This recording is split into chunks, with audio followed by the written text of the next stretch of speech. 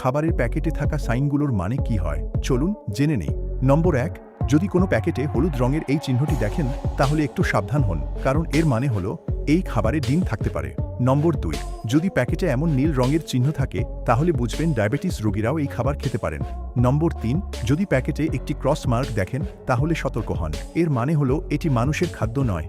নম্বর ৪, যদি প্যাকেটে সবুজ রঙের ভিরাস সাইন থাকে তাহলে বুঝবেন এটি সম্পূর্ণ নিরামিষ খাবার, মানে এতে দুধ, দই বা ডিমের মতো কোনো প্রাণীজ উপাদান ব্যবহার করা হয়নি, এটি শুধুই উদ্ভিদজাত উপাদানে তৈরি।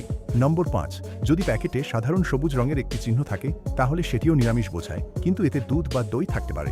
নম্বর ৬, যদি লাল রঙের এই চিহ্নটি দেখেন তাহলে বুঝবেন এটি আমিষ খাবার, আগে এই সাইনটি অন্যরকম ছিল, এখন এরকম দেখতে পাওয়া যায়। নম্বর ৭, যদি প্যাকেটে +F- লেখা থাকে তাহলে এর মানে এই খাবারে অতিরিক্ত ভিটামিন ও খনিজ উপাদান মিনারেল যোগ করা হয়েছে, এটি একটি ফোর্টিফাইড খাবার। নম্বর ৮, আর যদি প্যাকেটে জৈব ভারতের এই সাইনটি থাকে তাহলে বুঝবেন এটি একটি অর্গানিক প্রোডাক্ট, মানে এটি কোনো রাসায়নিক ব্যবহার না করে প্রাকৃতিকভাবে উৎপাদন করা হয়েছে।